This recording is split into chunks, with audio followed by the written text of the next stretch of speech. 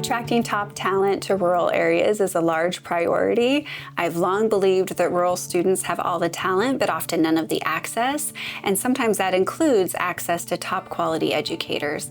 There's 100 years of research, and it shows that if a high school closes, the town will remain. If the middle school closes, the town will remain. If the elementary school closes, the town will begin to die. So we're constantly looking at innovative ways to train the future educator. The Rural Field Experience is an experience that allows our students from the Portland area to come and experience rural teaching in an area that they normally wouldn't get a chance to have an opportunity in. Rural is very different from what I can imagine than Portland. So I just think it's going to be a fun experience, and it's going to kind of give us an opportunity to see what we don't normally see. I think it's evolved now to the point where there is more of a focus on the students working together, learning together, strengthening that cohort, but also learning more about the community. Not all the schools are the same, and especially in this region where we are so rural, they really get a handle on what it looks like to be a teacher in a rural environment and all the different aspects and opportunities that being a rural teacher provides.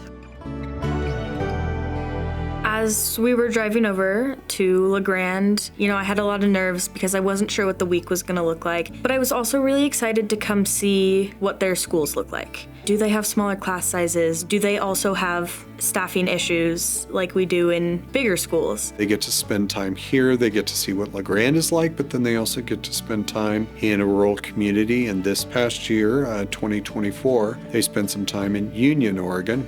We've had a relationship with Union. They have teachers that actually have been part of the EOU program in the past. They were willing to really go the extra mile because it does take a lot of work to set up these experiences and make sure students have an opportunity to go and visit. When I was in Union, I really liked how close everything was together. The high school, the middle school, if you could call it a middle school, and the lower elementary grades were all like a walking distance. So everybody was spending a lot more time together. We've seen that the principals know a lot of people, like teachers, they know all the students' names. When you're in a rural area, it allows that school to get to know you better, get to know where you come from, what your life is like, what's important to you.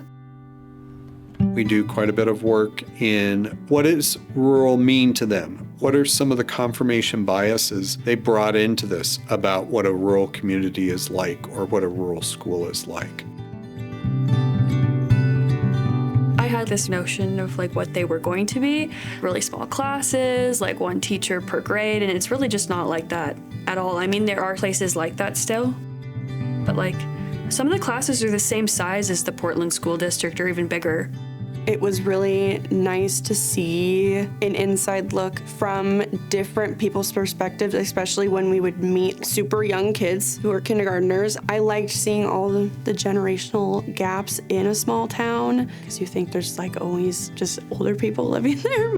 There's no real true understanding of what it means to be teaching in a rural school because every region and every area is so different.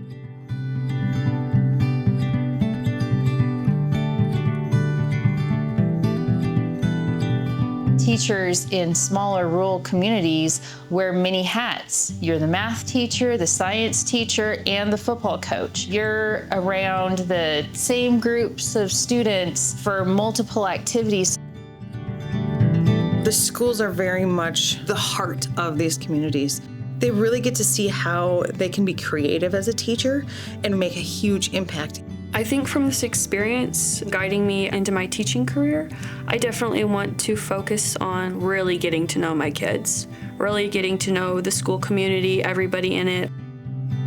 If you have those personal connections with the different families in the area, I feel like it helps to be able to meet the needs of the students, because if you know what's going on in the families' lives, you can be more informed as to why a student might be experiencing difficulties in your classroom.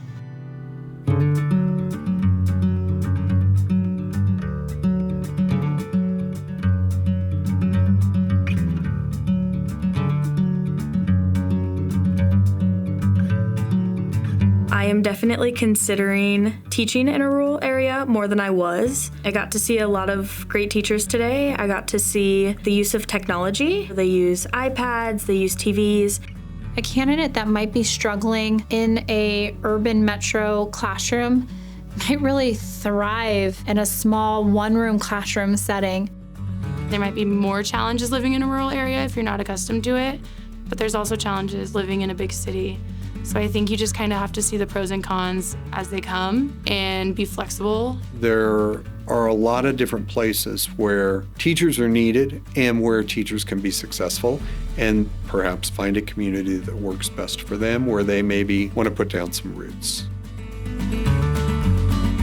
Overall, if you're thinking about experiencing or wanting to go into a rural school, this is a great experience to start with. I would hope the future of the rural field experience would continue to be one that can ebb and flow with the needs of our community as well as the needs of the students. My hope is we're able to bring more candidates out to it. We're able to extend our relationships with our district partners to have more candidates in different places.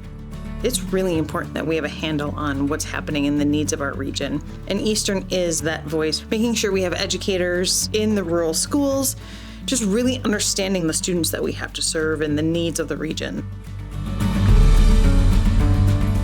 Programs like this are instrumental in helping us grow educators in the workforce who then can develop an appreciation for rural areas and hopefully come back and reinvest in the community.